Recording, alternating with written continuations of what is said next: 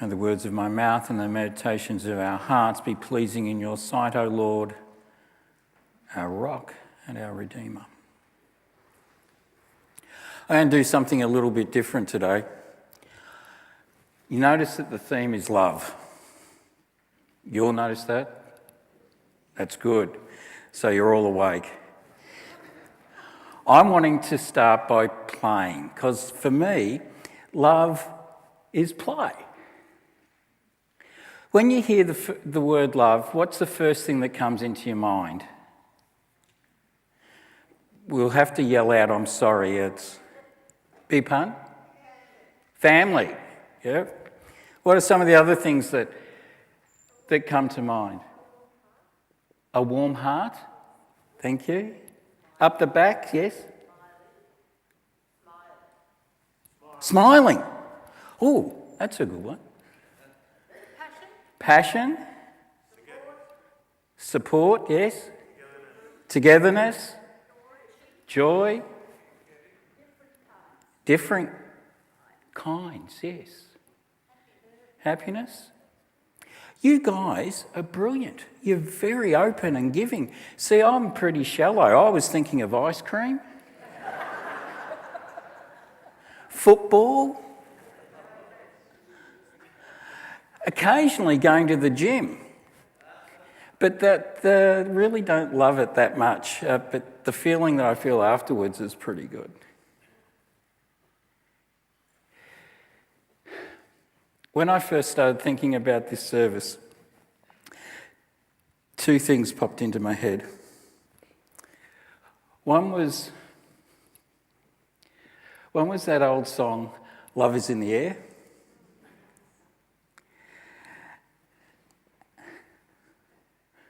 So I went to look at the lyrics. And the reason why I'm back here is I've got the lyrics in front of me and I couldn't remember them.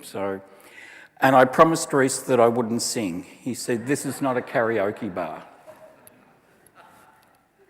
So it goes, love is in the air everywhere I look around. Love is in the air in every sight and every sound. And I don't know if I'm being foolish, don't know if I'm being wise, but it's something that I must believe in. And it's there when I look in your eyes. Love is in the air, in the whisper of the tree. Love is in the air, in the thunder of the sea. And I don't know if I'm just dreaming, don't know if I feel safe, but it's something that I must believe in. And it's there when you call out my name. Love is in the air, in the rising of the sun. Love is in the air when the day is nearly done. And I don't know if you are illusion, don't know if I see truth, but you are something that I must believe in. You are there when I reach out for you. So that was John Paul Young, 1977. Admittedly, I was around at that time. But I was disappointed because I Googled love songs and found Billboard's top 50. The top 50 love songs. Love is in the Air is not one of them. I was shattered. But let's move on. I'm going to remind you of some of the 50. Don't worry, I'm not going to read out all the 50. Coming in at number 50 is Love Song by Sarah. I always get a name wrong, but it's Bareilles. Reese is classical. He can't help me with pop. Others on the list were You've Lost That Loving Feeling. Do you remember that? Power of Love. I Just Called to Say I Love You. Greatest Love of All. The Power of Love. Dream Lover. She Loves You. The Partridge Family made it. I think I love you. Love will keep us together. Queen's crazy little thing called love. Wings came in at number 5 with silly love songs. And the number one love song, Endless Love, Diana Ross and Lionel Richie. So how is love demonstrated? We show love by words and actions. I love you. I care for you. You are my sunshine. Some of the actions, PDAs. Remember, public displays of affection? Holding hands, kissing in public, kissing anywhere, hugging, making love, intimacy. Yesterday I had the privilege of conducting 2 weddings here. Love was definitely in the air. Obviously the couple and the couple's families as well as their friends. I experienced the energy of a wedding. There is nervousness and excitement. The nervousness is the couple declaring their love for each other in front of their family and friends. I find this surprising because family and friends have been witness to the developing relationship of those 2 people over time. But there's something unique about the marriage ceremony. It's unique for the couple, for they are not only declaring their love for each other, but are making a commitment to each other before witnesses, before people that they care about, before their family and friends. A couple of weeks ago, I conducted a wedding that saddened me. The sadness arose because the groom's family were not present. The sadness is that their absence indicated that there was a powerful rift between the groom and his family that was not able to be reconciled. For whatever reason, his family could not join with him and celebrate his marriage, the creation of a new family. So let us return to love. What is love? What do you love? Who do you love? Who loves you? The last 2 questions are the most powerful. I've been listening to a podcast, Game Changers in Radio. Craig Bruce is the presenter and interviews radio presenters. He's interviewed Kyle Sandilands, Andrew Denton, Hamish Blake, Andy Lee, Eddie Maguire, Mick Malloy, and Amanda Keller. In each of the interviews that I've listened to, Craig emphasises the work ethic of each of these people and their road to success. And each of the people interviewed agree with Craig and talk about what they have done to achieve their success.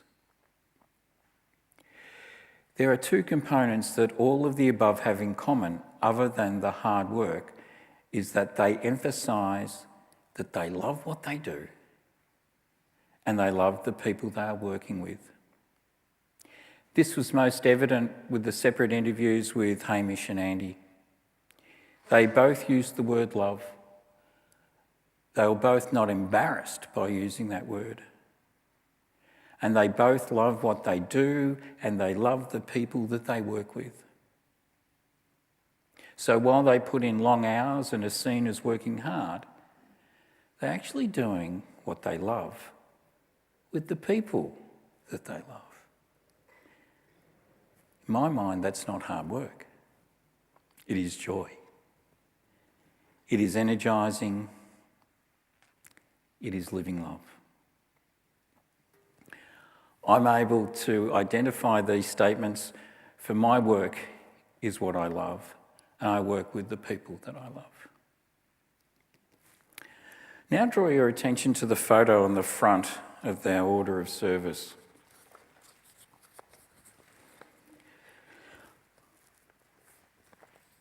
I'm not going to be modest here.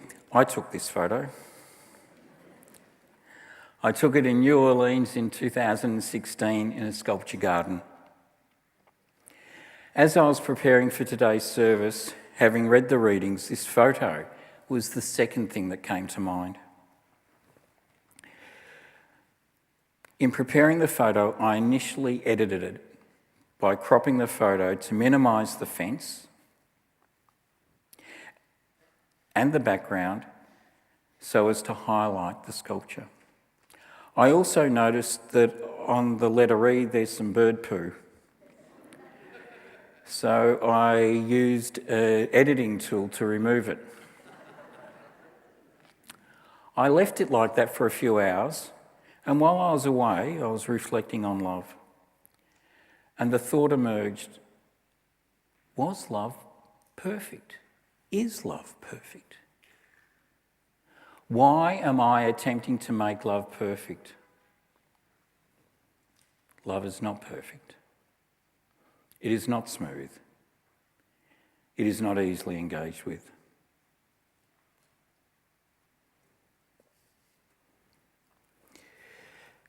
And what makes love imperfect and fragile is us.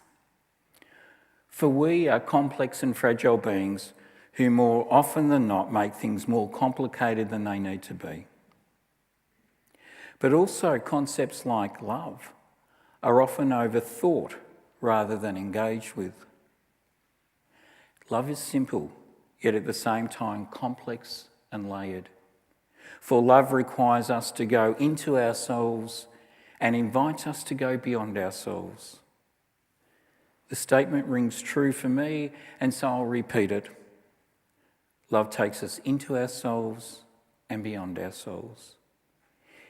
It is this statement that gets me thinking about who do I love and who loves me. Love at times can be very certain or it can be unclear. It only becomes unclear when we overthink the emotion. While reflecting on love for this service today, my thinking was very broad. It ranged over a large landscape. As you heard, I listed some of the things that I love: ice cream, football, reading, being in water. And then events and memories came flooding in. Greta Bradman singing Here, Ave Maria. The days that Nathan and Amy were born.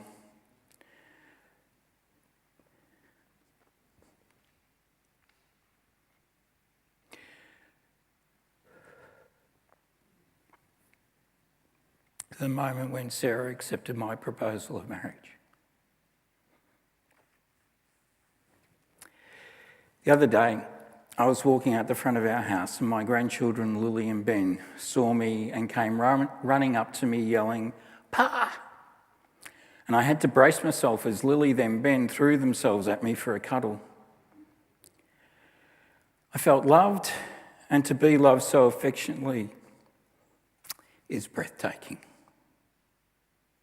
The other night I called into Amy's house and ended up reading a couple of stories to two of my other grandchildren, Sam and Grace. Grace sat on the coffee table and Sam sat next to me. Both were listening intently to the story and looking at the pictures. And I became aware that Sam had his head on my shoulder, just resting there and cuddling in. It was wonderful. I also love St Michael's. I love the music. I love the people. I love the environment. I love what Dr. McNabb has created, and I love the energy that Reverend Rick Holland introduced. I have been truly blessed to have been able to conduct weddings here in this inclusive environment. I was reflecting the other night that the first wedding I celebrated here was in 1993. It's been a constant for me as I have changed jobs as my children have grown and as they have found love and started families. It has been the constant as I have moved out of marriage to being single and now in a partnership planning to be married. In all this time, St Michael's has been a constant both professionally and personally. It has been an anchor. St Michael's is more than a building, more than an institution. It is a place of worship, of thought, of encouragement, of leadership, of music, of faith. It is a congregation, a group of people who have passion and commitment, a people of faith and forgiveness. So let us return to love. Love is passion. Love is commitment. Love is acceptance and forgiveness. Love is not perfect, for love is vibrant and alive.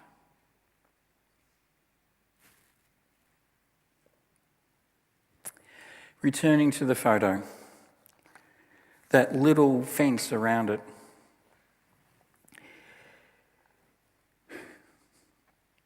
To get to love, one has to step over the fence. The fence in the photo is a small, basically visual barrier that is easily stepped over.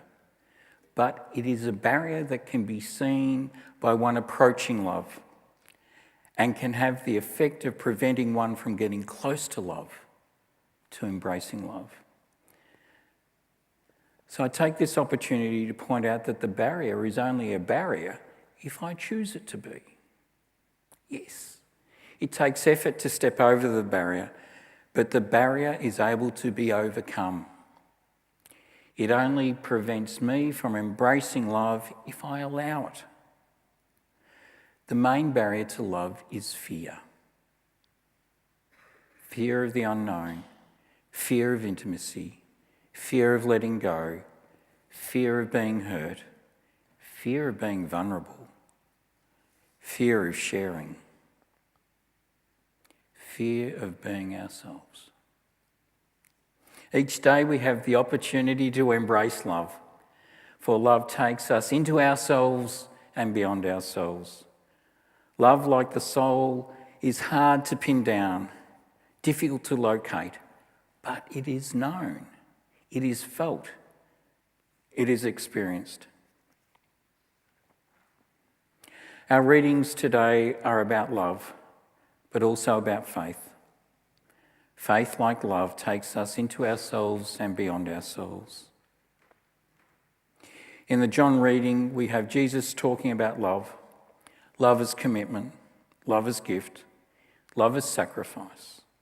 And in verse 17 concludes the John reading with, I am giving you these commands so that you may love one another.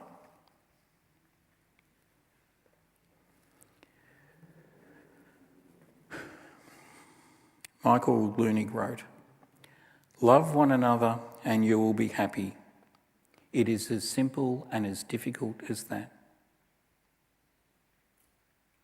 So in conclusion, let us take up the offer to love, the offer to be loved and to love. For love takes us out of ourselves and beyond ourselves.